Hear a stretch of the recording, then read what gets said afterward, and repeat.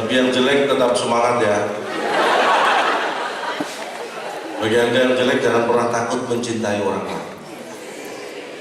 Karena yang harusnya takut kan yang anda cintai. Orang anda jelek kok. Jangan anda yang takut, yang anda cintai yang harusnya takut. Jangan mengambil porsi orang lain. Kalau saya kemarin ditelepon panitia, saya mengisi acara stand up di Unsian. Siap, saya nggak mikir bayaran. Yang mikir kan panitia. Saya tidak terima. Nah, kalau saya berpikir saya mengambil porsi mikir orang, itu yang nggak boleh. Biar semua itu ada porsinya masing-masing. Nah, buat saya itu uang nomor 6. 1-5 Pancasila. Jadi selesai Pancasila saya langsung bikin uang.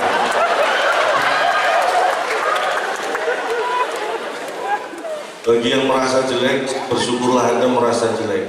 Karena kalau merasa jelek itu ada kemungkinan sebenarnya Anda cakep.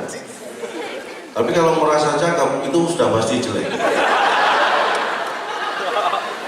Percayalah, di dunia ini semua ada akhirnya. Orang sedih ada batasnya.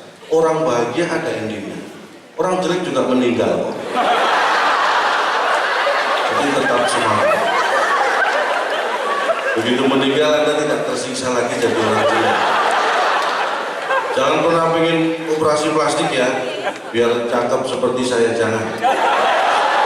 Karena operasi plastik itu bikin edik, ketagihan.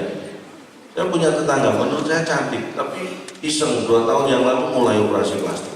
Pertama hidung, merasa sukses 3 bulan berikutnya bibir, 4 bulan lagi dagu. Ini sudah 2 tahun hampir seluruh tubuhnya dioperasi plastik. Dan Anda tahu tetangga saya sekarang seperti jas hujan. Jadi kalau nggak pengen jadi jas hujan, jangan mulai operasi plastik. Tenang aja, saya punya tetangga jelek, tapi pacarnya banyak. Jelek-jelek juga sih.